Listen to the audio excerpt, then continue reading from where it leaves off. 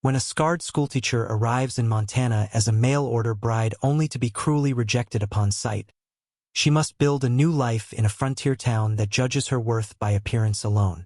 In The Worth of Eleanor Gray, one woman's journey from rejection to belonging reveals the transformative power of seeing beyond surface imperfections. But will she ever find someone who truly sees her? The whistle screamed as the train lurched to a stop, sending Eleanor Gray stumbling against her seat. Outside the window, a sign swinging from a single nail read, Silver Creek, Montana, her final destination after 3 days of travel. Her stomach knotted with both hunger and fear. What would he think when he saw her face? Eleanor rose on trembling legs, her spine straight as the schoolteacher she'd been until 2 weeks ago. The other passengers, a cattle buyer and a young married couple, hurried past without a glance. She was used to being invisible. Sometimes that hurt less than being seen. The November wind slapped her cheeks the moment she stepped onto the wooden platform. Her threadbare coat, once her mother's, now faded from black to gray, did little against the Montana cold. Her fingers, red and chapped, clutched a worn leather valise containing everything she owned in the world. 2 dresses, a nightgown, her mother's silver hairbrush, and a small painting of her parents. Last stop Silver Creek. All out, the conductor shouted, already turning back to his duties without waiting to see if she needed help.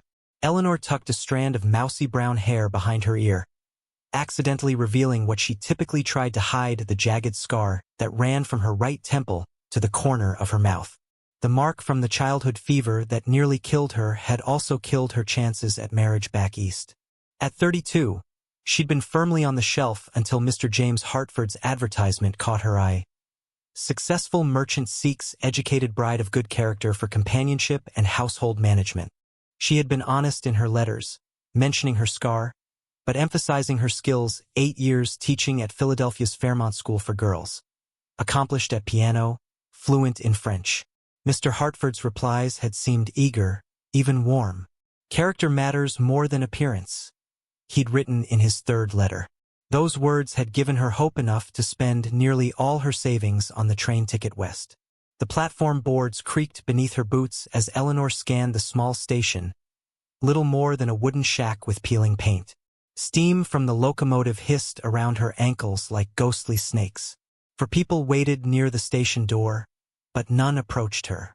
A well-dressed man with a neatly trimmed beard stood slightly apart from the others. He held a pocket watch, checking it before scanning the few passengers who had stepped off the train. His eyes passed over Eleanor once, twice, then returned with a barely disguised flinch that sent ice through her veins. She knew that look, had seen it countless times before. "Miss Gray?" he called, approaching with hesitation in his steps. "Eleanor Gray?" She swallowed hard, forcing a smile that pulled uncomfortably at her scar. "Mr. Hartford, I presume?" His eyes darted to her scar, then quickly away as if burned. "Yes, welcome to Silver Creek." He made no move to take her valise. The silence stretched between them, filled only by the train's departing whistle. Eleanor's heart pounded in her ears. This moment, this first meeting, would determine her entire future.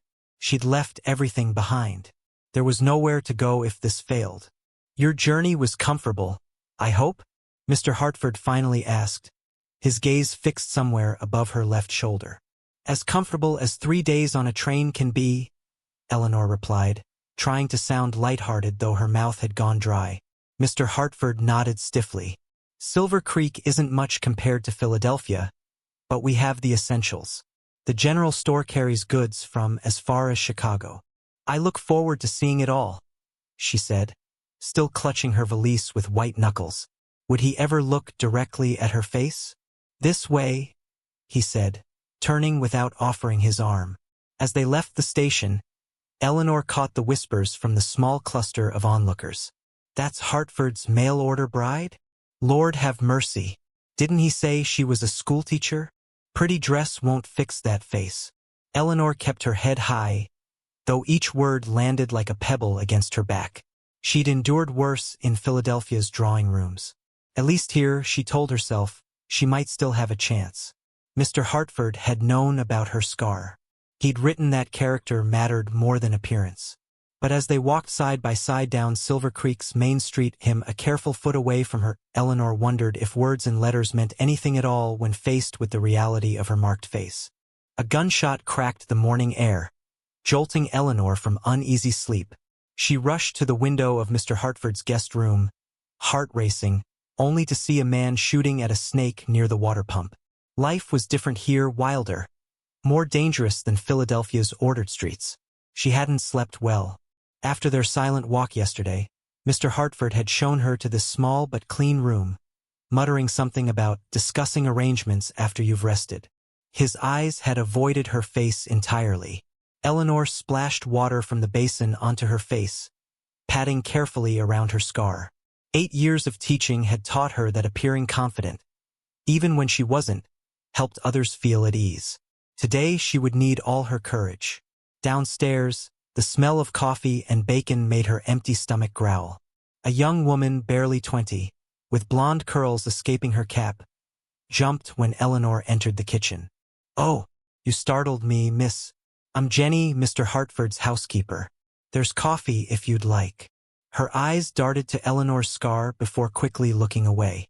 "Thank you, Jenny," Eleanor said, pouring herself a cup with hands that only slightly trembled. "Is Mr. Hartford at breakfast?" "He's in his study. Said to tell you he'll see you there when you're ready." Jenny busied herself with pots, clearly uncomfortable. The house was impressive by frontier standards, a 2-story clapboard structure with real glass windows and white lace curtains. As Eleanor moved through the hallway, she noticed photographs on the wall. Mr. Hartford shaking hands with important-looking men, standing proudly in front of his store, even one with the governor, according to the frame's inscription.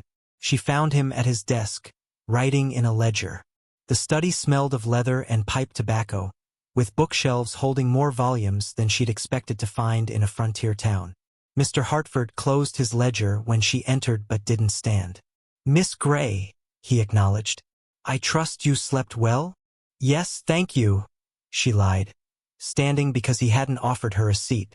Her teacher's posture, back straight, shoulders back, helped her feel less vulnerable. He cleared his throat, tapping his fingers against the desktop. "I've been considering our situation."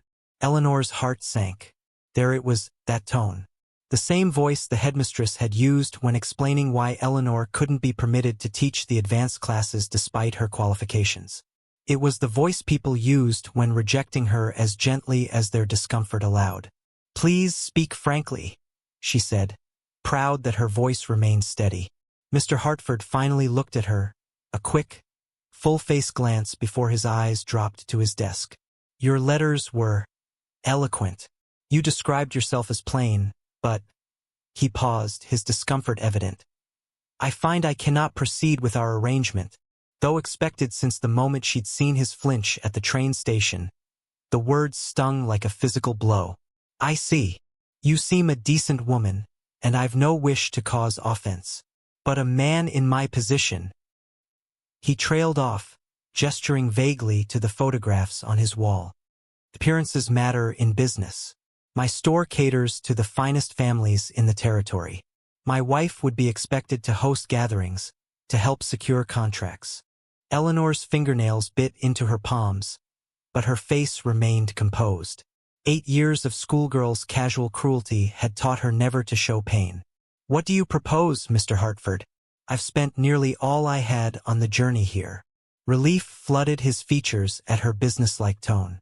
"I've arranged for a room at Mrs. Talbot's boarding house for 2 weeks. That should give you time to make other arrangements." He opened a drawer and removed an envelope. "This will cover your expenses." The envelope felt heavy in her hand, charity, not obligation. "And if I find no position in 2 weeks? Hartford stood, straightening his waistcoat. "Silver Creek is growing. Perhaps the mine office needs a clerk, or the school might."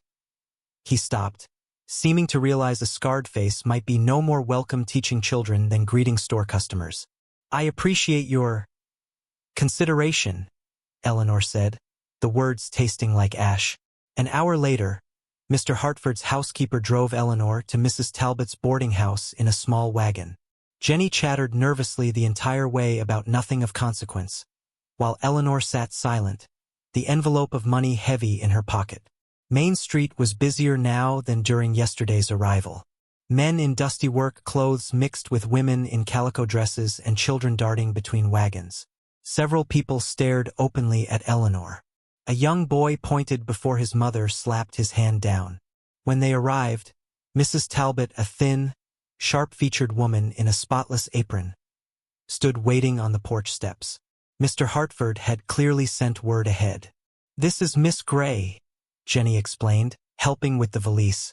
Mr. Hartford arranged for her to stay 2 weeks. Mrs. Talbot's eyes lingered on Eleanor's scar. "Yes, he sent a note. Come along then." The boarding house smelled of lye soap and yesterday's cabbage. For closed doors lined the downstairs hallway. "For my regular gentlemen boarders," Mrs. Talbot explained, while Eleanor was shown to a small room beneath the eaves. "Breakfast at 6, dinner at noon, supper at 6, Mrs. Talbot recited flatly. "No gentlemen visitors in rooms. Laundry day is Tuesday." Eleanor nodded, not trusting her voice. When the door closed behind Mrs. Talbot, she sank onto the narrow bed, finally allowing her shoulders to slump. The room held a bed, washstand, and single chair. Wind whistled through a gap in the window frame. On the wall hung a faded sampler. "The Lord is my shepherd." The irony wasn't lost on her. Eleanor had felt like a lost sheep for most of her life, tolerated for her mind but rejected for her face. Philadelphia had at least offered the school, where her teaching abilities earned respect if not acceptance. Here she was utterly alone. She unpacked her few belongings, placing her parents' small portrait on the washstand. Her father had been a professor, her mother a minister's daughter. Both had died of influenza when Eleanor was 18, leaving her to make her own way. They would be heartbroken to see her now, discarded like damaged goods after a journey of 2,000 miles. That night, as wind rattled the window panes and unfamiliar sounds drifted up from the street, a distant piano from the saloon, men's laughter, a dog's persistent barking, Eleanor stared at the ceiling and fought back tears. What other arrangements could possibly exist for a woman like her in this remote town? Return east was impossible with her limited funds. Becoming a housekeeper would require someone willing to have her strange face in their home daily. Teaching? Perhaps, if the town was desperate enough. She fingered the envelope of Hartford's money, shame and anger warring within her. Pride demanded she return it. Survival required she keep it. From the next room, she heard the muffled sounds of someone crying, a woman, by the softness of it. Eleanor wasn't the only person lying awake with troubles tonight. She turned toward the wall, pulling the thin blanket tighter around her shoulders. One day at a time. That's how she had survived after her parents died. After the school's headmistress had relegated her to teaching only the youngest girls. After each small humiliation that scarred her heart as deeply as fever had marked her face. Tomorrow she would explore Silver Creek. She would find her place here or create one. James Hartford wasn't the first man to find her wanting. And if Eleanor had learned anything in her 32 years, it was that survival sometimes meant building a life from the pieces others discarded. A chicken squawked and darted between Eleanor's skirts as she stepped from Mrs. Talbot's boarding house into the bright morning sunlight. Her stomach growled. She'd skipped breakfast to avoid the curious stares of other boarders who'd heard about Hartford's latest disappointment. 3 copper pennies jingled in her pocket, all that remained of her travel money. Enough for bread, perhaps, but not much else. In 7 days, even her paid lodging would end, leaving her truly adrift in this unfamiliar frontier town. Miss, are you a teacher?" The small voice startled Eleanor from her worried thoughts. A girl of perhaps 10 years, with fiery red braids and a constellation of freckles across her nose, stood on the boardwalk clutching a worn McGuffey reader to her chest. "I was," Eleanor replied, surprised by the direct question. "In Philadelphia." The girl's face lit up like a lantern. "I knew it. You have that look about you, like you know important things. I'm Abigail Cooper, but everyone calls me Abby. Our teacher, Mrs. Peterson, Left last month when her husband took sick back east. Now we just have Pastor Williams 3 mornings a week, and he mostly just makes us recite Bible verses and falls asleep in his chair." Eleanor couldn't help smiling at the girl's forthright manner. "That's hardly a complete education." "That's what my pa says too." Abby glanced around conspiratorially before continuing in a hushed tone. "He's the blacksmith, Mr. Cooper, and he taught me to read himself, but he says there's a lot he doesn't know about teaching proper, especially mathematics and geography." "Did you teach those subjects in Philadelphia?" "I taught everything from basic letters to algebra and natural philosophy," Eleanor replied, finding herself charmed by the child's enthusiasm. In Philadelphia, parents often pulled their children from her classroom upon seeing her face, fearing her scar might frighten the little ones. "Natural philosophy? Is that about trees and such?"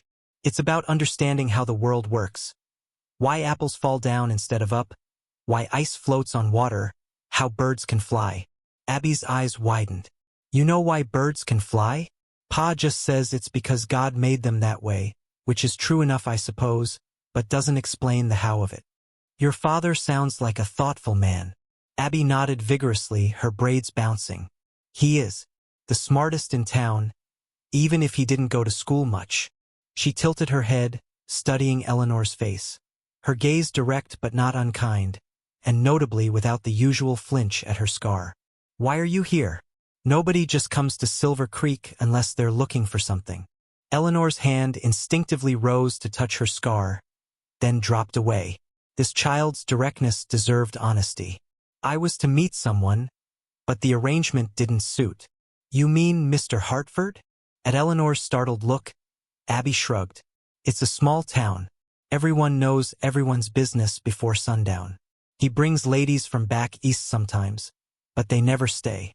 Pa says he's too concerned with putting on airs to recognize a good heart when he sees one." A blush warmed Eleanor's cheeks. "Your father sounds wise indeed." "He is. He says—" Abby stopped mid-sentence, her attention caught by something across the street. "Oh, there he is now. Pa, Pa, over here." A deep voice called out, "Abigail Cooper, are you bothering the lady?" Eleanor turned to see a tall, broad-shouldered man crossing the muddy street with long strides, dodging a passing wagon with practiced ease. His sleeves were rolled to the elbows, revealing forearms corded with muscle from years at the forge. Unlike most people she'd encountered, he looked directly at her face without his eyes immediately darting away from her scar. His own face bore marks of its own, a strong, weathered countenance with a beard peppered with gray despite his apparent middle years, and a burned scar that covered much of his left hand and disappeared beneath his rolled sleeve. "I'm not bothering her, Pa. She's a teacher from Philadelphia. She knows why birds can fly." A smile crinkled the corners of his eyes as he removed his hat, revealing thick dark hair threaded with silver at the temples. "Samuel Cooper, ma'am. I apologize if my daughter's been imposing with her questions. Once she starts asking, it's hard to stem the tide." "Eleanor Gray." She extended her hand, which he took with surprising gentleness for such large hands. No glove separated their touch, unusual for a first meeting, but the frontier had different rules. His palm was warm and calloused against hers. "And your daughter hasn't been imposing at all. It's refreshing to speak with someone who appreciates education." "My Abby's sharp as a tack." Pride warmed his voice. "Reads everything she can get her hands on. Been trying to convince the town council to hire a proper teacher since Mrs. Peterson left." His eyes, a deep, steady blue like mountain lakes, held Eleanor's gaze without wavering. "You planning to stay in Silver Creek, Miss Gray?" The question hung between them, full of unexpected possibility. For the first time since stepping off the train, Eleanor felt a flutter of hope in her chest. "I hadn't planned to," she admitted, "but my circumstances have changed."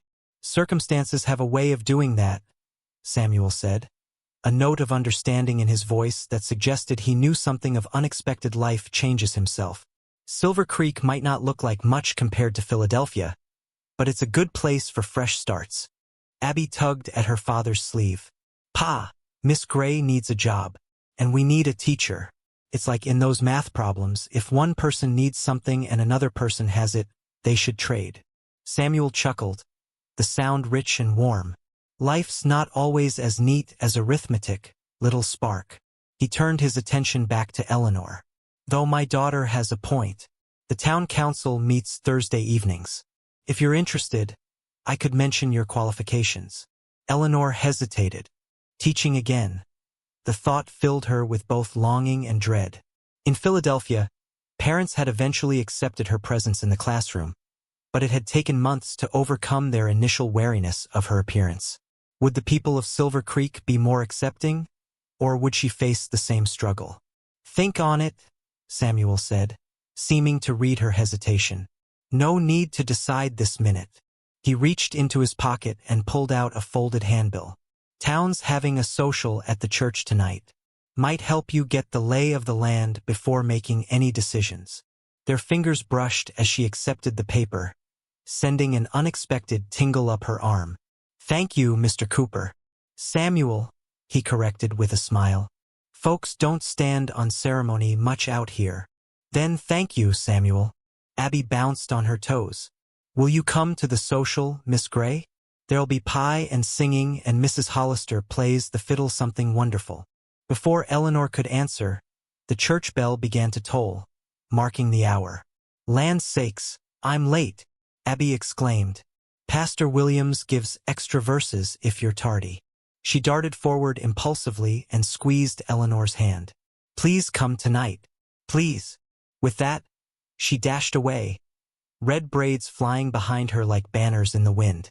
Samuel watched his daughter go with fond exasperation. That girl moves in two speeds, asleep or running. He turned back to Eleanor, his expression growing more serious. Miss Gray, might I speak plainly? Eleanor braced herself. Here it came. Some polite comment about her face, some gentle suggestion that she might be better off returning east. I know why you came to Silver Creek, he said quietly. And I know what happened with Hartford. He's done the same to other women. Writes pretty letters, then turns them away when they don't match whatever picture he's painted in his mind. Shame burned in Eleanor's chest. News travels fast. Too fast sometimes, Samuel agreed. But here's what the gossips might not tell you. Silver Creek needs educated people, especially those willing to teach. If you're considering staying, you'd have my support with the council. Eleanor studied him, searching for pity in his expression and finding none, only straightforward honesty. Why would you help a stranger?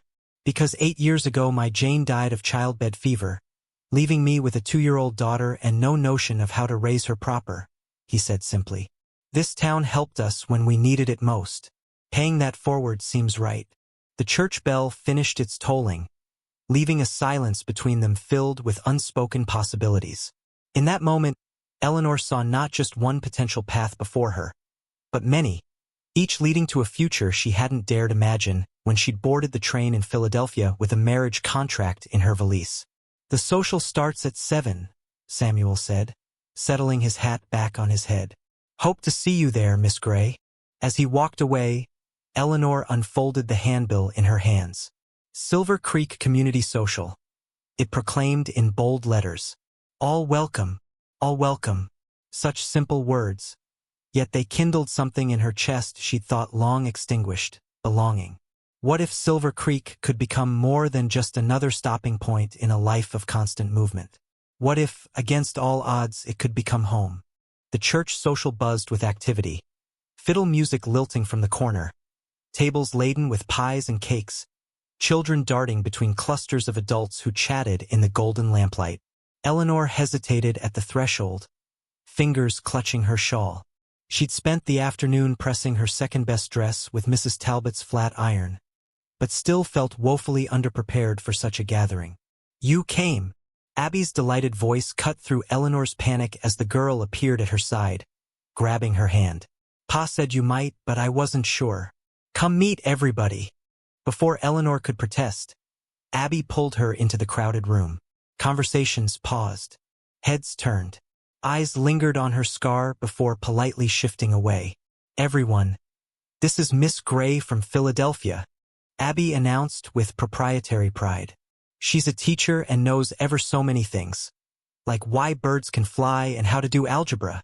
An awkward silence followed before a plump woman in a green calico dress stepped forward, hand outstretched. Mary Hollister, Miss Gray. Welcome to Silver Creek. Don't mind this lot. We don't get many new faces out here, especially educated ones. Thank you, Eleanor managed, relief washing through her as other women joined Mrs. Hollister, introducing themselves with varying degrees of warmth. The men kept a respectful distance, tipping their hats from across the room. Ladies, don't crowd the poor woman before she's even had a slice of pie. Samuel Cooper's voice cut through the chatter as he approached, carrying 2 plates. Miss Gray, I recommend Mrs. Hollister's apple crumble. Nothing finer this side of the Mississippi. The circle of women parted, several exchanging knowing glances that Eleanor pretended not to notice. Samuel looked different tonight. His work clothes exchanged for clean trousers and a pressed shirt, his beard neatly trimmed, his hair slicked back with what smelled faintly of bay rum. Mr. Cooper, she acknowledged, accepting the offered plate. Your daughter has been kind enough to introduce me around. Abby's never met a stranger, he said with a fond smile as the girl dashed off to join a group of children her age. Come sit. The music's about to start, and that bench by the windows got the best view. As they settled onto the wooden bench, Eleanor became acutely aware of the roomful of eyes watching their interaction. Small towns, she knew, thrived on gossip, and a scarred Eastern spinster talking with the widowed blacksmith would provide ample fodder. Don't mind them, Samuel said quietly, seeming to read her thoughts. They mean well, mostly. Been trying to marry me off since Jane passed, especially the ones with unmarried daughters or sisters. Eleanor felt a strange twinge at the thought of Samuel being matched with some fresh-faced frontier girl. I'm sure you have no shortage of prospects. He chuckled, the sound low and warm. Prospects, maybe. Interest on my part, no. His gaze drifted to where Abby sat with the other children, heads bent over some game involving pebbles and a chalk circle. Been focused on raising her right. Haven't given much thought to remarrying. The fiddle struck up a lively reel, and several couples took to the cleared space in the center of the room. Samuel's foot tapped in time to the music. Do you dance, Miss Gray? Not in many years, she admitted, and not since the fever that had left her scarred.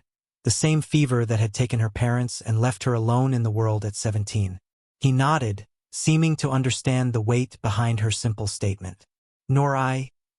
Jane loved dancing. Couldn't get enough of it. A shadow crossed his face, then cleared. Heard you met with Mayor Fleming this afternoon. The abrupt change of subject startled her. News travels fast here. Like wildfire in August, he agreed. He mentioned the teaching position? He did. Eleanor set her empty pie plate aside. He said the council meets Thursday to discuss it formally. Samuel's expression grew serious. Fleming's a good man, but he's 1 vote of 5. Hartford's another, and he's made his opinions of you clear enough. Mr. Hartford believes my appearance would disturb the children, Eleanor said flatly, voicing the fear that had haunted her since arriving in Silver Creek. Hartford's a fool, Samuel replied, his voice rough with sudden anger. Children are the least judgmental people on God's earth until adults teach them otherwise. He ran a hand through his hair, disturbing its careful arrangement. Sorry. Man just gets under my skin sometimes with his Eastern airs. Eleanor found herself touched by his indignation on her behalf. It's a reasonable concern, Mr. Cooper. In Philadelphia, parents often removed their children from my class when they saw my face. The school board eventually moved me to a position teaching older students who were less easily frightened. Were they? Samuel asked quietly. Frightened? Or was that just what the adults assumed? The question caught her off guard.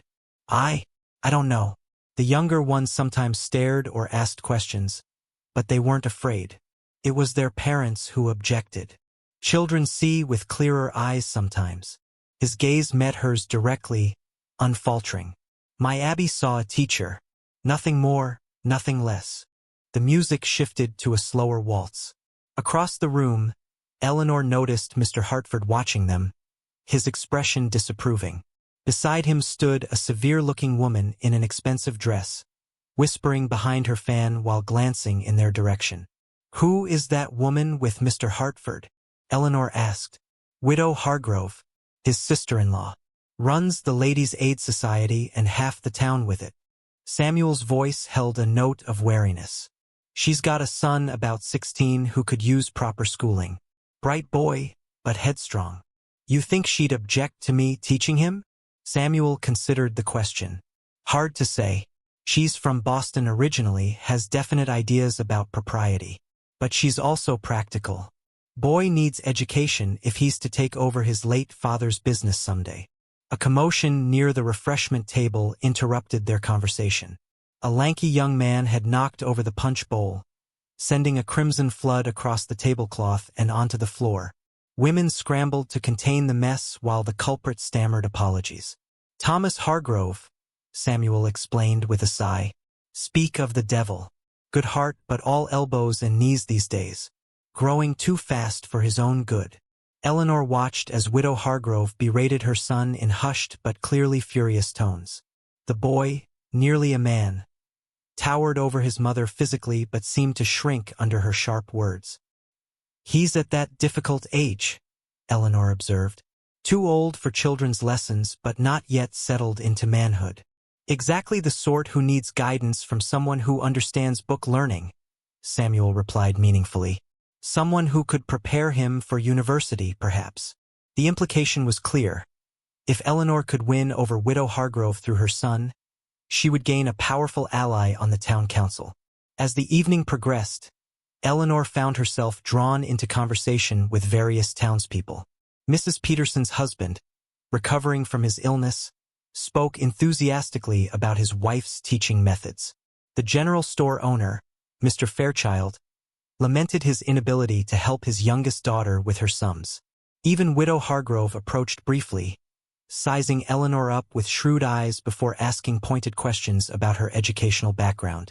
By the time the social wound down, Eleanor's head buzzed with names, faces, and the unexpected possibility that Silver Creek might have a place for her after all. Samuel and Abby walked her back to the boarding house, Abby skipping ahead to chase fireflies in the gathering dusk. "You made quite an impression tonight," Samuel said. "Half the parents in town were asking if you might be our new teacher. And the other half?" His mouth quirked into a half-smile. "Wondering if you might be courting the blacksmith." Heat rushed to Eleanor's cheeks. "Mr. Cooper." "A joke, Miss Gray," he assured her, though something in his eyes suggested it wasn't entirely in jest. "Though folks will talk. It's been years since a single woman of appropriate age arrived in Silver Creek." They reached the boarding house steps, Abby still occupied with fireflies at the garden gate. "Miss Gray," Samuel began, then hesitated, uncharacteristically uncertain. "Eleanor, if I may, I have a proposition for you." She stiffened, suddenly wary. She'd heard propositions from men before, usually thinly veiled offers that assumed a scarred woman would be grateful for any male attention, no matter how improper. Seeing her expression, Samuel shook his head quickly. "Not that kind of proposition. Good Lord, I'd never." He took a breath, collecting himself. "The town council meets Thursday, 3 days from now. They'll vote on whether to hire you as teacher." "Yes," Mayor Fleming explained the process. "What he probably didn't explain is that Hartford is campaigning against you. Claims your condition would unsettle the children." A familiar pain twisted in Eleanor's chest. "I see. Fleming's on your side. So am I." "Peterson will vote with his wife's recommendation, and she seemed to take to you tonight. But Hargrove is the 5th vote, and she follows Hartford's lead more often than not. So I need to convince Mrs. Hargrove that I'm suitable to teach her son," Eleanor concluded. "Yes, but there's another matter." Samuel glanced toward the boarding house windows, where a curtain twitched, Mrs. Talbot no doubt watching for gossip material. He lowered his voice. "The teaching position comes with quarters, a small room attached to the schoolhouse. But it needs substantial repairs. Roof leaks, Stoves rusted through. Windows need reglazing. Repairs take money, Eleanor said slowly, understanding dawning. Money I don't have. Exactly. Even if you're hired, you couldn't live there until it's fixed, which could take weeks. And Mrs. Talbot's rates, he trailed off diplomatically, are depleting what little savings I have left, Eleanor finished. So your proposition. Samuel squared his shoulders. I have a spare room. My sister lived with us until she married last spring. It's small but comfortable. You'd have privacy and proper accommodations. Eleanor blinked in surprise. You're offering me lodging? Not charity, he said quickly, pride evident in his voice. Abby needs tutoring to catch up with her studies, and I could use help with correspondence for the smithy. My handwriting's terrible, and there's orders to track and invoices to manage. Room and board in exchange for your services, until the school quarters are ready. She studied his face, searching for any sign of pity or ulterior motive, but found only straightforward practicality. Still, she hesitated. What would people say? A single woman living under your roof. They'll talk regardless, he replied with a pragmatic shrug. But having Abby in the house provides propriety enough. He paused, expression softening. Unless you'd prefer Mrs. Talbot's? I understand if you'd rather keep your distance. Eleanor thought of the boarding house's cold attic room, Mrs. Talbot's prying questions, and her rapidly dwindling funds. She thought of Abby's bright face and Samuel's steady gaze that never flinched from her scar. I accept your proposition, Mr. Cooper. Samuel, he corrected, a smile warming his weathered features. If we're to share a roof, we should use Christian names. Very well, Samuel. His name felt strange on her tongue, intimate in a way that made her both nervous and oddly comforted. Abby bounded up the steps, hands cupped around a captured firefly, its glow pulsing between her fingers. Look, Miss Gray, isn't it magical how they carry their own little lanterns? As Eleanor bent to admire the insect's gentle radiance, she felt something unfamiliar stirring in her chest, the first fragile tendril of belonging, like a seedling pushing through snow toward distant spring. The barn owl's screech pierced the frozen February night as Eleanor bolted upright in bed, her heart hammering against her ribs. Sweat dampened her nightgown despite the bitter cold that made frost patterns on her window. The nightmare again. Mr. Hartford's face twisting with disgust, a crowd pointing at her scar, the train whistle screaming as it left without her. She pressed trembling fingers against her cheek, tracing the raised line that had dictated so much of her life. A soft knock startled her. Miss Eleanor? Are you all right? Abby's voice came through the door, small with concern. Eleanor swallowed hard. Just a bad dream, sweetheart. Go back to sleep. But sleep remained elusive. By dawn, Eleanor had already dressed and descended to the kitchen, where she found Samuel stoking the cookstove. He looked up, his eyes narrowing at her appearance. Nightmares again? He asked quietly, handing her a steaming cup of coffee. She nodded, wrapping her cold fingers around the warm mug. They'll pass. You've made a home here, Samuel said, his voice rough with early morning. 3 months, and those children light up when you enter the schoolroom. Even Mrs. Peterson says you're the best teacher this town's ever had. The coffee warmed her from within, but Samuel's confidence in her did more to chase away the chill of her dreams. They'd established a comfortable routine in the modest house, Abby's cheerful chatter at breakfast, Samuel's steady presence, and Eleanor's growing sense that she belonged somewhere for the first time in her life. The schoolhouse bell rang across the snow-blanketed town just as red streaks of sunlight broke over the eastern hills.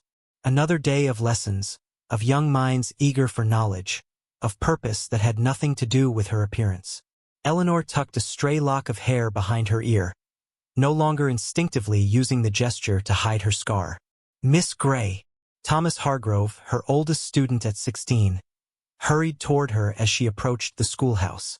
Tall and lanky with serious eyes, Thomas reminded Eleanor of herself at that age, hungry for knowledge that reached beyond the boundaries of Silver Creek. I finished that book you lent me, the Darwin one. Eleanor smiled. And what did you think? It's like seeing the world through new eyes. The way everything connects, how creatures change over time. His face shone with excitement. Pastor Williams says it's dangerous thinking, but I don't see how understanding God's creation better could be wrong. The pursuit of knowledge is never wrong, Thomas. But people fear what challenges their understanding of the world. She unlocked the schoolhouse door. We'll talk more after lessons. I've another book you might enjoy, Lyell's Principles of Geology. The day progressed smoothly until just after noon, when the temperature plunged so low that breath froze on scarves and beards. Eleanor had just begun the geography lesson, pointing out the major mountain ranges of the West, when the classroom door swung open with a bang that made several younger children jump in their seats. Mrs. Hargrove swept in, her black bombazine dress rustling like crow's wings, followed closely by Mr. Hartford.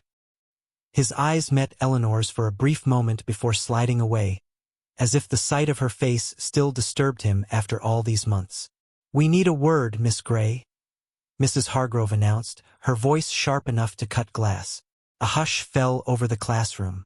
Even little Sarah Miller, who could never sit still, froze with her slate pencil midair. Eleanor felt her stomach clench but kept her voice steady.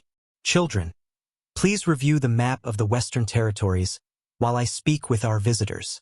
She led them into the small antechamber that served as her office, closing the door behind them.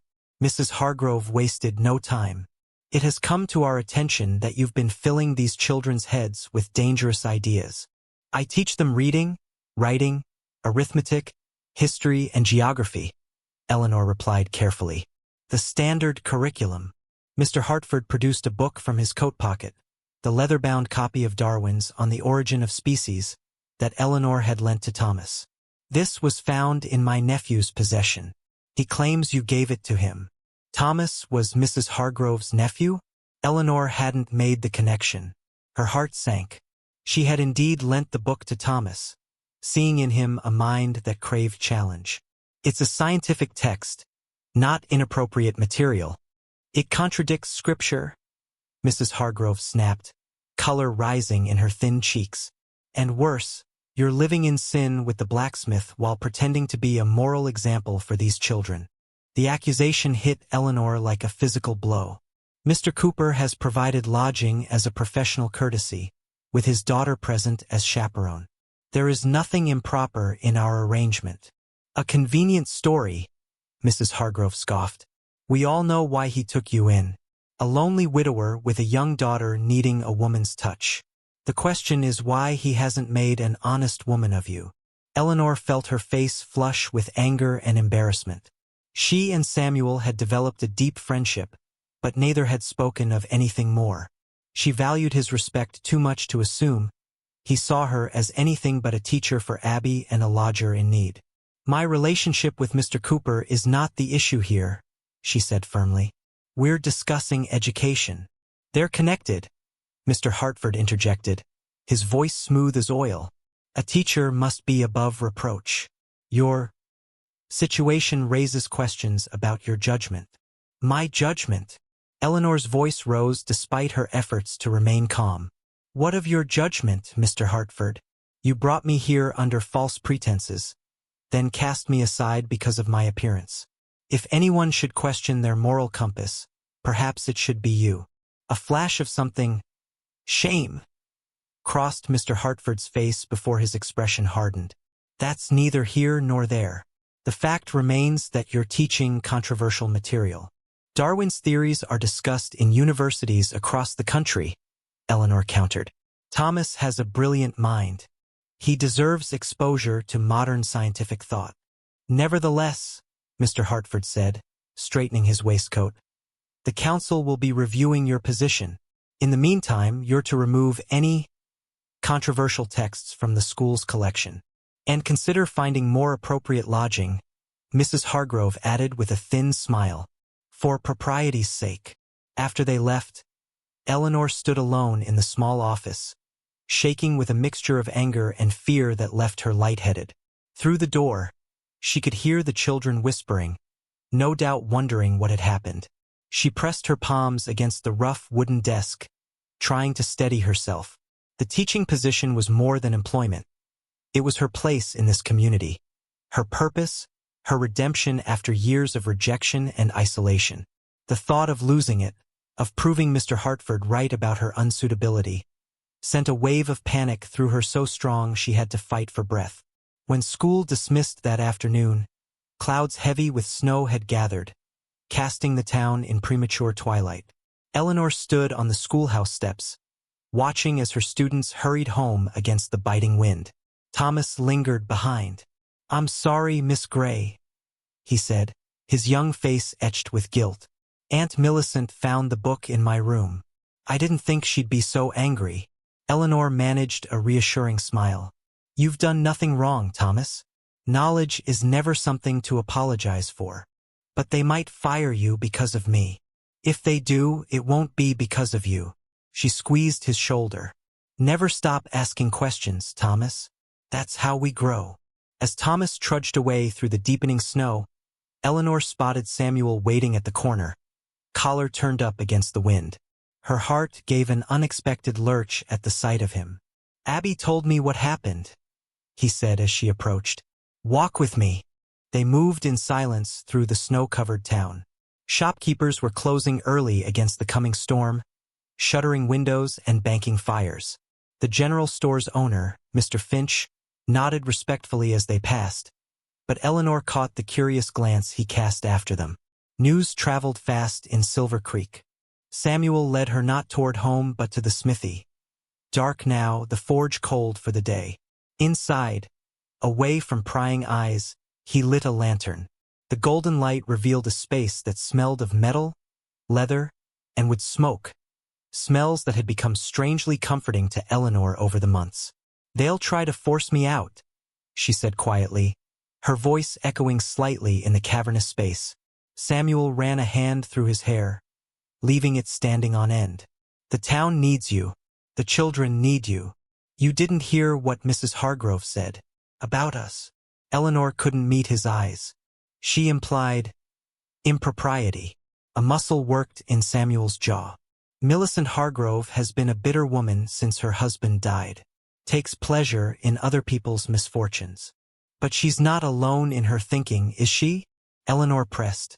"People talk. Let them talk." Samuel's voice was low with anger. "You've done nothing wrong. What if that's not enough?" The question hung between them, laden with all her fears. Samuel turned away, moving to his workbench where various projects lay in different stages of completion. He picked up a piece of iron, misshapen, apparently discarded. "See this? Tried to make a decorative hinge for the church doors, but the metal had flaws. Couldn't hold the pattern I wanted." He turned it over in his scarred hands, the lantern light catching on the ridged surface. "Thought about melting it down, starting fresh, but then I saw something else in it." He turned back to Eleanor, eyes intent. "Those same qualities that made it wrong for one purpose make it perfect for another." He placed the iron in her hands.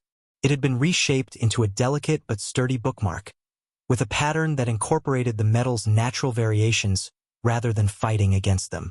Sometimes what the world sees as flaws are just distinctions.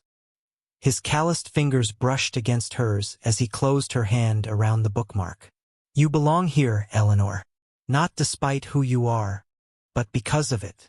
The weight of the iron bookmark in her palm felt like an anchor, something solid to hold on to as the storm approached, both outside in the gathering blizzard and within her heart. "What do we do now?" she asked, her voice stronger. Samuel's eyes, steady blue as the summer sky they hadn't yet seen together, held hers without flinching. "We fight. Not their way with gossip and backdoor dealings. Our way with honesty and work and showing this town what real strength looks like." Outside, the first heavy snowflakes began to fall, and the wind moaned around the eaves of the smithy. But inside, beside the banked forge with Samuel's determined face lit by lantern light, Eleanor felt the first stirrings of something she'd almost forgotten. Hope, warm and bright as the fires Samuel tended daily, transforming what others discarded into things of purpose and beauty. The sound of breaking glass shattered the pre-dawn silence. Eleanor jerked awake, heart pounding against her ribs. Another crash echoed through the house, followed by Abby's frightened cry. Without stopping for a shawl, Eleanor rushed from her room to find Samuel already in the hallway, pulling on his trousers. "Stay with Abby," he ordered, grabbing the rifle that hung above the kitchen door. Eleanor hurried to the girl's room instead, finding her huddled beneath her quilt. "What's happening?" Abby whispered, blue eyes wide with fear. "Just some mischief," Eleanor soothed, though her own hands trembled as Samuel's heavy footsteps crossed the porch outside. She heard his deep voice call out, followed by the sound of running feet crunching through frozen snow. When Samuel returned, his face was grim in the lamplight. "Someone threw rocks through the front windows. Left this." He held out a crumpled piece of paper. Scrawled in crude letters were the words, "Teacher, go home. We don't want your kind." Eleanor's fingers went cold as she took the note. "My kind. Educated women who challenge small minds," Samuel growled, setting the rifle back in its place with deliberate care. "Or people with scars on the outside instead of the inside, where cowards hide them." By morning, word of the attack had spread through Silver Creek. As Eleanor swept up broken glass, neighbors appeared. Mrs. Peterson with a fresh-baked pie, Mr. Finch from the general store carrying a new window pane, even old Dr. Wilson who rarely left his house in winter. "Don't you pay those fools any mind," Dr. Wilson told her, roomy eyes fierce behind wire-rimmed spectacles. "Every town needs a good teacher more than it needs another batch of ignoramuses." The support warmed Eleanor, but couldn't entirely dispel her worry. The town hall meeting was scheduled for the first Friday in March, just 3 days away, where her future in Silver Creek would be decided. That afternoon, as children filed into the schoolhouse, Eleanor noticed whispers and sidelong glances. Thomas Hargrove approached her desk during the lunch hour, his lanky frame awkward with adolescent concern. "Miss Gray, there's talk in town. About the windows." Eleanor nodded. "I've heard. My aunt, Mrs. Hargrove, she's been saying things." He swallowed hard. "She says you'll corrupt us with your fancy Eastern ideas. That you're trying to turn us against God." "Do you believe that, Thomas?" He shook his head vigorously. "No, ma'am. You've shown me that asking questions doesn't mean giving up faith. It means understanding it better." His words stayed with Eleanor throughout the afternoon's lessons.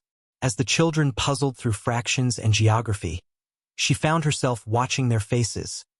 Earnest, curious, trusting. What would happen to them if she were forced to leave?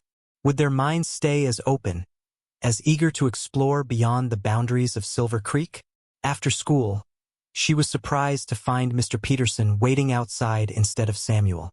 "Thought you might like company walking home," he said, falling into step beside her. "After what happened." "Thank you." A flock of crows rose from a nearby field, their harsh calls breaking the still air. "Your wife mentioned you've returned from the east." Mr. Peterson nodded, his breath making clouds in the cold air. "Took sick visiting my mother in Boston. Pleurisy. Thought I'd die there, but somehow pulled through." He glanced at her. "Heard what you've done with the school while I was gone. Children talking about books I never heard of.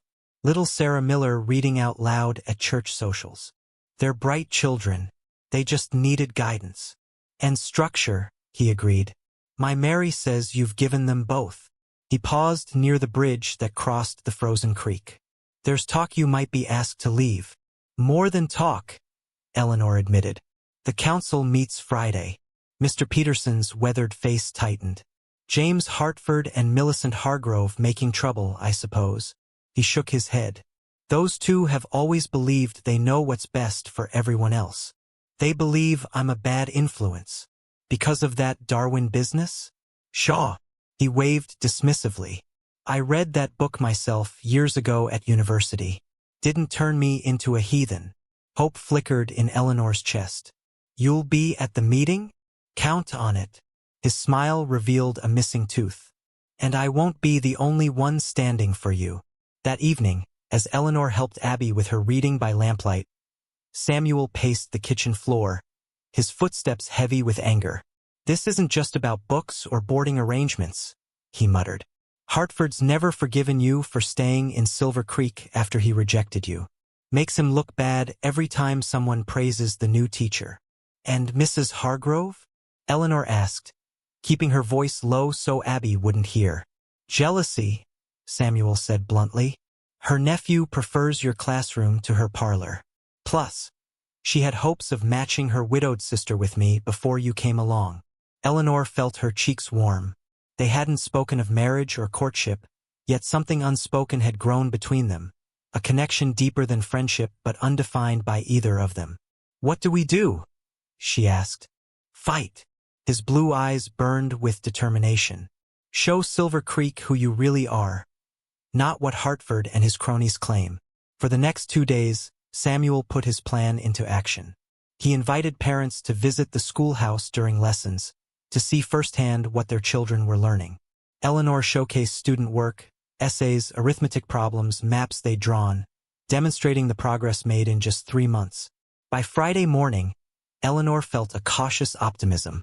As she dressed for the town hall meeting in her best gray wool dress, the one Samuel had once said matched her eyes, she studied her reflection in the small mirror.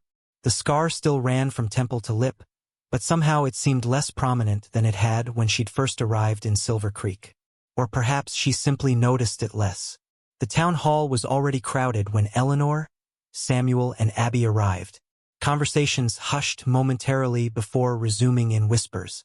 Eleanor took a seat near the front, conscious of every eye upon her. Samuel's solid presence beside her steadied her nerves. Mayor Fleming, a portly man with mutton chop whiskers going gray, called the meeting to order. We're gathered to address concerns about the educational content being provided to our children. Mrs. Hargrove, you've raised this issue. Please state your case. Mrs. Hargrove rose, austere in black bombazine that crackled with each movement. Miss Gray has been exposing impressionable minds to controversial theories that contradict Christian teaching. Furthermore, her living situation with Mr. Cooper lacks proper supervision and sets a poor moral example. A murmur rippled through the room like wind through dry grass. Eleanor felt her cheeks burn, but kept her gaze steady, one hand clutching the iron bookmark in her pocket. The cool metal against her palm reminded her of Samuel's words. What some see as flaws, others recognize as distinction. Mr. Hartford spoke next, rising to his full height at the council table. His fine suit and polished boots marked him as Silver Creek's wealthiest citizen. When I first met Miss Gray, I had concerns about her suitability as a representative of our community. Her subsequent actions have only confirmed these concerns. That's rich coming from you, James? Called a voice from the back. Mr. Peterson, standing up despite his wife's tugging at his sleeve. Considering you brought her here under false pretenses. Mr. Hartford's neck flushed red above his starched collar. I made no promises I didn't intend to keep. Except you did. Samuel stood suddenly, his voice cutting through the rising commotion like a blacksmith's hammer through hot iron. You advertised for a bride, corresponded for months, then rejected Miss Gray upon sight, not for any fault of character, but because of a scar she disclosed in her letters. The room fell into stunned silence. Women exchanged shocked glances. Men stared at their boots. Is this true, James? Mayor Fleming asked, frowning beneath his bushy eyebrows. Mr. Hartford adjusted his waistcoat, clearly uncomfortable. My personal affairs are not the issue here. We're discussing educational standards and moral. They are the issue when you're questioning someone else's moral standing, Samuel countered, his voice steady but charged with emotion. He turned to address the room, meeting the gaze of parents whose children attended Eleanor's school. Miss Gray arrived here after being misled. Instead of slinking away east, she stayed and dedicated herself to our children's education. Judge her on that, not on gossip or old-fashioned notions about appearances. Mrs. Hargrove pushed to her feet again. No one is disputing the woman can teach reading and sums, she snapped. It's her modern ideas that concern us. Evolution, geology that contradicts Genesis. These are dangerous concepts for young minds. From the middle of the room, Dr. Wilson's gravelly voice rose. Knowledge isn't dangerous, Millicent. Ignorance is. I've watched too many patients die because folks clung to old ways instead of learning new ones. Another voice joined in, Mrs. Finch from the general store. My Billy couldn't write his name before Miss Gray came. Now he's reading adventure stories at bedtime. Eleanor felt something shifting in the room, like ice breaking up on the creek after a long winter. She rose slowly to her feet, trembling slightly but determined. Mayor Fleming, I'd like to speak. He nodded, seemingly relieved for a break in the back and forth. The floor is yours, Miss Gray. She took a deep breath, feeling the weight of every eye upon her. The scar on her face seemed to tingle under the scrutiny, but for once, she didn't mind. Let them see her, all of her. I came to Silver Creek expecting marriage, she began, her voice soft but clear in the hushed room. But I found something more valuable: purpose. These past months, I've watched your children grow in knowledge and confidence. Thomas Hargrove has discovered a passion for natural science. Little Sarah Miller can now read independently. Abby Cooper is writing essays that would impress any Eastern schoolmarm. She paused, gathering courage as she looked around the room, meeting the eyes of parents whose children sat in her classroom each day. Yes, I lent Thomas Darwin's book, not to undermine his faith, but to encourage critical thinking. A child who understands why he believes what he believes will hold those beliefs more firmly than one who accepts without question. Several heads nodded in agreement, including Pastor Williams, whose presence she hadn't noticed until now. As for my living arrangements, she continued, her heart pounding so hard she was certain everyone could hear it, they have been nothing but proper. But if my residence with the Coopers troubles this community so deeply, I have a solution. She turned to face Samuel directly, the words coming from some well of courage she hadn't known she possessed. Mr. Cooper, would you do me the honor of becoming my husband? A collective gasp rippled through the room like a stone dropped in still water. Eleanor heard someone, Mrs. Peterson, exclaim, "Well," in a tone of delighted scandal, but she kept her eyes fixed on Samuel's face, watching as shock gave way to something softer, warmer. Samuel's eyes widened in surprise. Then his expression shifted, understanding dawning. He recognized her strategy, a practical solution to silence the gossips, but something in his face suggested the proposition might not be unwelcome for other reasons. Miss Gray, he said formally, though his eyes held a warmth meant only for her, I would be honored. Mrs. Hargrove rose halfway from her seat, face mottled with anger.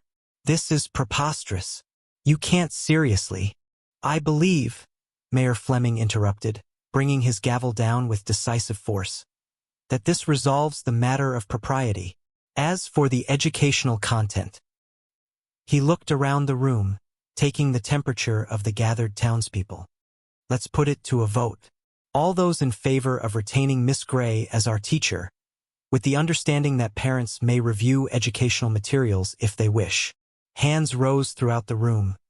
Most of the parents, Dr. Wilson, the Petersons, even Pastor Williams. Eleanor counted silently, hardly daring to breathe. Those opposed. Mrs. Hargrove's hand shot up, followed by Mr. Hartford's and a few others. Fewer than a dozen in all. Then it's settled, the mayor declared, satisfaction evident in his voice. Miss Gray stays, and apparently, we'll be having a wedding to celebrate. The tension in the room broke like a fever, conversation erupting as people rose from their seats. Some approached Eleanor with congratulations. Others simply nodded as they passed. Mrs. Hargrove swept out without a word, but Mr. Hartford lingered, his expression unreadable. Miss Gray, he said stiffly when the crowd around her had thinned. It seems I underestimated you.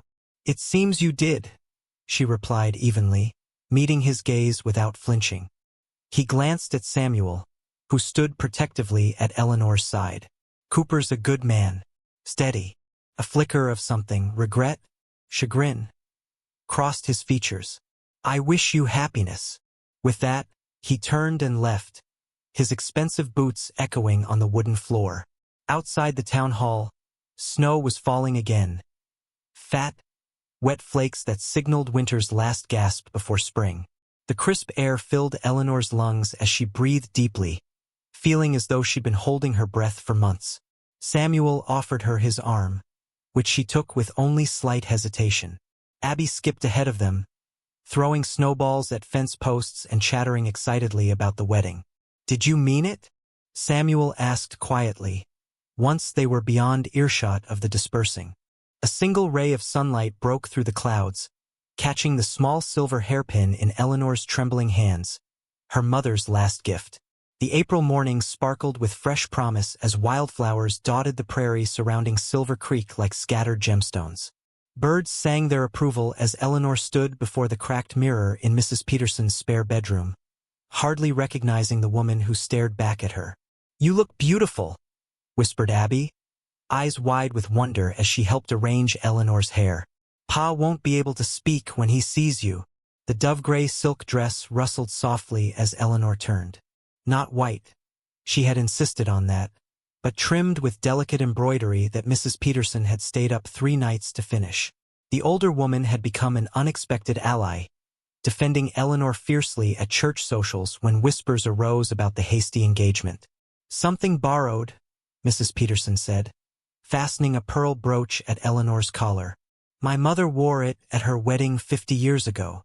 Outside, the church bell began to toll, sending butterflies swarming through Eleanor's stomach. Was she truly about to marry a man she'd known barely 3 months? A practical arrangement that had somehow blossomed into something neither had expected? "Ready?" Mrs. Peterson asked gently. Eleanor touched her scar, the familiar gesture now more habit than shame. "I'm scared," she admitted, the words barely audible. Mrs. Peterson squeezed her hand. "Love is always frightening, dear. That's how you know it's real." The walk to the church felt dreamlike. Townsfolk paused their Saturday errands to watch, some nodding respectfully, others merely curious. Eleanor spotted Mrs. Hargrove outside the general store, her lips pressed into a thin line of disapproval. Beside her stood Mr. Hartford, whispering something that made the older woman frown deeper. "Don't mind them," Mrs. Peterson murmured. "Some people can't recognize happiness unless it matches their idea of how it should look." The church doors stood open, sunlight streaming across worn wooden pews adorned with sprigs of early wildflowers. Eleanor hesitated at the threshold, heart pounding. What if Samuel had changed his mind? What if this was all an elaborate jest? Then she saw him, tall and straight-backed at the altar, his Sunday suit brushed clean of forged dust, his dark beard freshly trimmed. But it was his expression that caught her breath, the mixture of nervousness and joy and something deeper that made her feet move forward of their own accord. Pastor Williams smiled broadly as Eleanor approached. The congregation, nearly the entire town, rose respectfully. Eleanor spotted Thomas Hargrove giving her a small thumbs up from beside his scowling mother. Mayor Fleming nodded approvingly. Little Sarah Miller waved excitedly from her mother's arms. But Eleanor saw only Samuel and Abby, waiting for her at the altar like a vision of the family she'd never dared hope for. "Who gives this woman?" Pastor Williams asked as tradition demanded. A moment of silence fell, the awkward gap where a father should speak. Eleanor felt heat rising to her cheeks. Then a voice rang out from the front pew. "Her students do." Mrs. Peterson stood, her gray head held high. "The children of Silver Creek give their teacher in marriage." A murmur of approval rippled through the church. Eleanor blinked back tears as several of her students called out their agreement. "Very well," Pastor Williams said with a chuckle. "Most unusual, but fitting." Samuel took her hands, his large, calloused fingers enveloping hers with surprising gentleness. "You came," he whispered, as if he too had harbored doubts. "Of course I did," she whispered back. The ceremony proceeded with the familiar rhythms of tradition, but Eleanor found surprising meaning in words she'd heard countless times before. When Samuel spoke his vows, his voice steady despite the emotion in his eyes, she felt each promise settle into her heart like seeds finding fertile soil. "I, Samuel James Cooper, take thee, Eleanor Margaret Gray, to be my lawfully wedded wife," he said, his voice carrying to the rafters. "To have and to hold, from this day forward, for better, for worse, for richer, for poorer, in sickness and in health, until death do us part." When her turn came, Eleanor's voice caught only once. Not from uncertainty, but from the overwhelming realization that she had found what she'd never thought possible. Not just acceptance, but genuine love. "I now pronounce you man and wife," Pastor Williams declared. "You may kiss your bride." Samuel hesitated, aware of the watching eyes. Then, with deliberate care, he traced the line of Eleanor's scar with his finger before brushing his lips against hers. A public acknowledgement that he cherished all of her, especially the parts the world had taught her to hide. The schoolhouse blazed with light and laughter as the wedding breakfast began. Women who had once whispered behind Eleanor's back now pressed slices of cake into her hands and offered advice on married life. Men who had eyed her scar with discomfort now raised glasses to Samuel's good fortune. "Mrs. Cooper," called a voice Eleanor least expected to hear. Mrs. Hargrove approached, her spine rigid as a poker. "A word, if you please." Samuel tensed beside her, but Eleanor squeezed his arm reassuringly. "Of course, Mrs. Hargrove." They stepped into the cool quiet of the schoolroom's entrance hall. Eleanor braced herself for a final cutting remark or warning. "Thomas has improved remarkably under your teaching," Mrs. Hargrove said abruptly. "His father, my late brother, was a learned man. Thomas reminds me of him when he speaks of the books you've recommended." Eleanor blinked in surprise. "Thomas has a natural curiosity. It's a pleasure to nurture it." Mrs. Hargrove's lips thinned. "I wish to apologize for my hasty judgments. I was perhaps overzealous in my concerns." It wasn't a warm embrace of friendship, but it represented something significant, a grudging recognition that Eleanor had earned her place. "Thank you," Eleanor said simply. The older woman hesitated, then added, "My brother's library remains largely untouched since his passing. Perhaps some of the volumes might be useful to you and your students." Before Eleanor could respond, Mrs. Hargrove had swept away. Her back still ramrod straight, but her head held slightly lower. The afternoon stretched into evening as lanterns were lit and fiddles tuned. Eleanor found herself at the center of a community celebration far warmer than she could have imagined during those first lonely days in Silver Creek. "May I have this dance, Mrs. Cooper?" Samuel asked, offering his hand as the musicians struck up a waltz. "I should warn you, I'm a terrible dancer," Eleanor admitted. "Fortunately, I have sturdy boots," Samuel replied with a grin that transformed his solemn face. As he led her onto the floor, Eleanor caught sight of Abby watching them with undisguised delight. The girl had taken to the idea of Eleanor as her stepmother with enthusiasm, declaring it, "Just like in the storybooks, except better because you're smart and not just pretty." "Happy?" Samuel asked, his hand warm at her waist as they swayed to the music. "Happier than I ever imagined possible," she admitted. Over his shoulder, Eleanor caught sight of her reflection in the schoolroom window, her scar visible in the dancing light of the lanterns. For the first time in her memory, she didn't immediately look away. As the night deepened, guests began to depart, offering final congratulations and knowing winks. Eleanor felt a strange mixture of anticipation and trepidation as Samuel hitched the wagon for their short journey home. Now truly her home as well. Abby would be staying with Mrs. Peterson for 2 nights, an arrangement that brought a blush to Eleanor's cheeks whenever she thought about it. She had known marriage would include certain duties, but had never imagined she might approach them with anything other than resignation. Now, as Samuel helped her into the wagon, his hand lingering on hers slightly longer than necessary, she found herself curious instead of fearful. "Look," he said softly, pointing upward as they drove through the quiet streets. The night sky blazed with stars, more than Eleanor had ever seen in Philadelphia's smoke-filled skies. Some things can only be seen properly in darkness. Their gazes met, and Eleanor understood he wasn't speaking only of stars. At the house, their house, Samuel built up the fire while Eleanor stood awkwardly in the parlor, suddenly unsure of her place in this familiar space that was now transformed by her new role. "Tea?" she offered, falling back on the habits of hospitality. Samuel's smile was tender. "No need to be nervous, Eleanor. Nothing has to happen that you don't want." The consideration in his voice loosened something tight in her chest. "It's not that," she admitted. "It's just, I never thought I would have this. A husband. A home. She gestured to the simple but comfortable room, its walls now lined with Samuel's handcrafted shelves to hold her precious books. Someone who sees me as desirable. Samuel crossed the room in 3 strides, taking her hands in his. You are the most desirable woman I have ever known, he said, his voice rough with emotion. Not despite your scar, but with it. It's part of what shaped you into the woman who walked into my forge that day, the woman who saw my daughter's mind as a treasure to nurture, not just a vessel to fill with facts.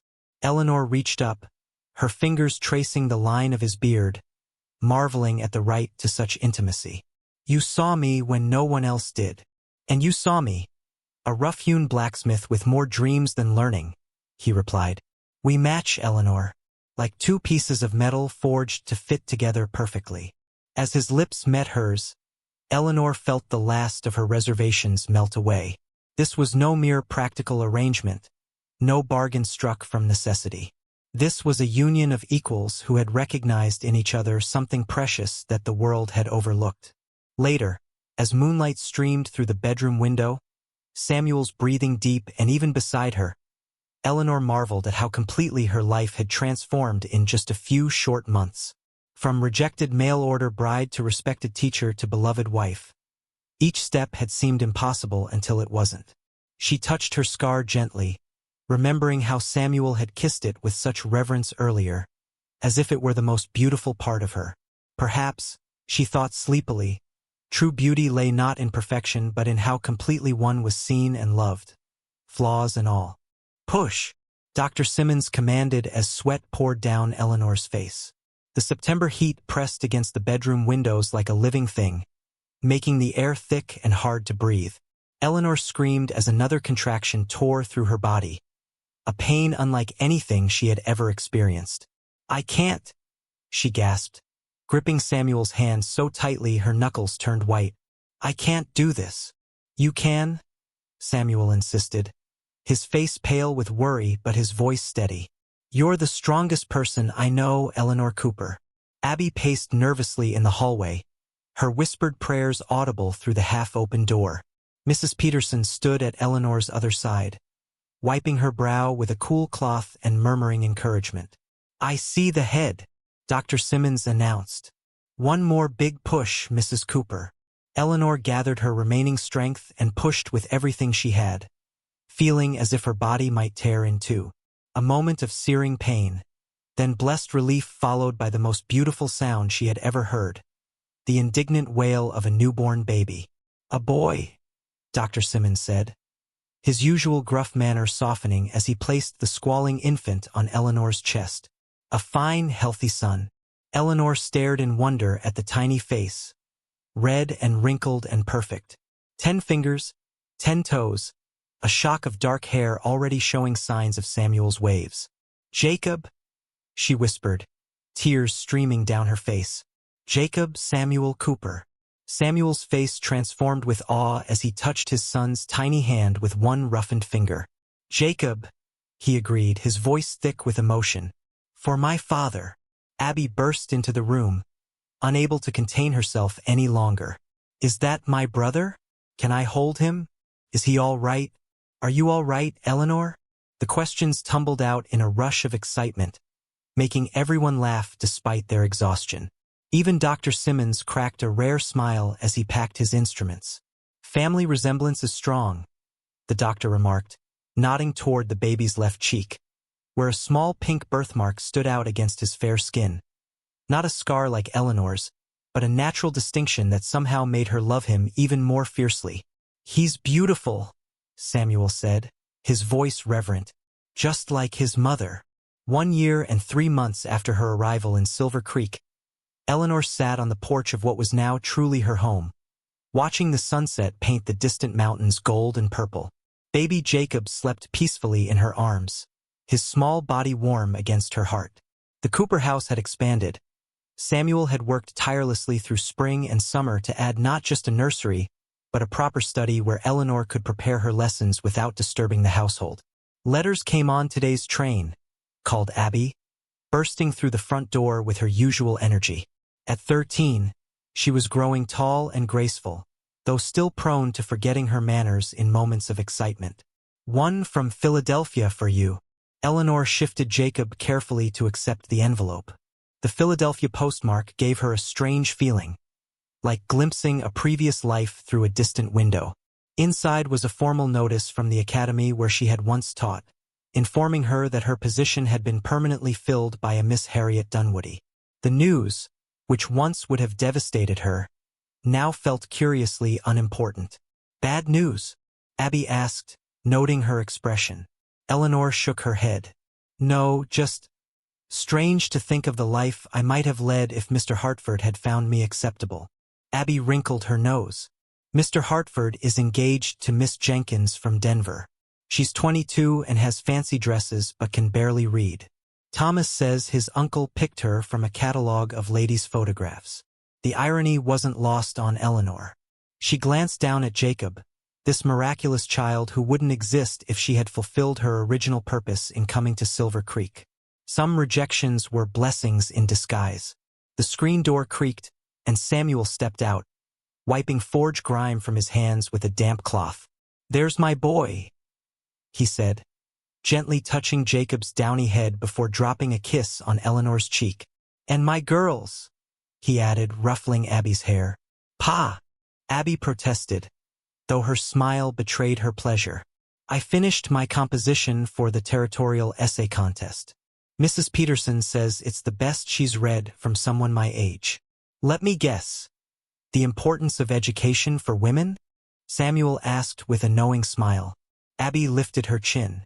"Someone has to carry on Eleanor's work. There are still people who think girls don't need to learn more than cooking and sewing."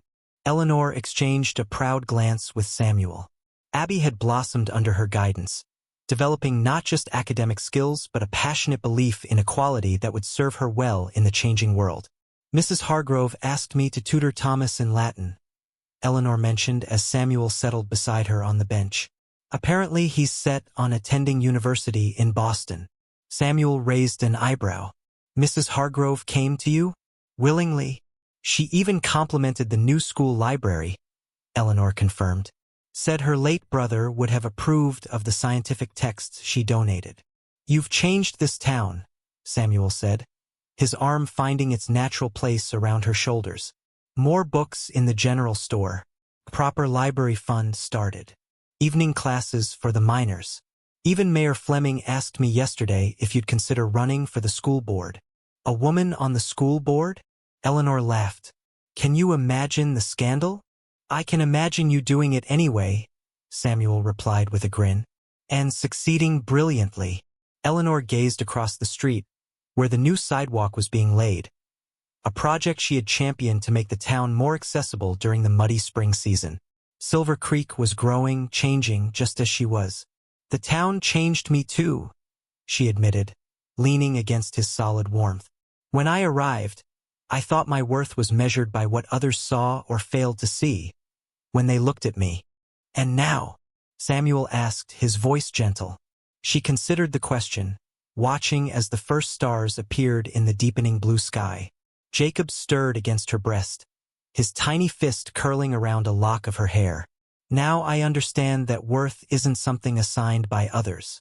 It's inherent, waiting to be recognized by those with eyes to see." "I saw you," Samuel said simply, his calloused fingers tracing the line of her scar, a gesture that had become one of tenderness between them. "From the first moment, I saw you."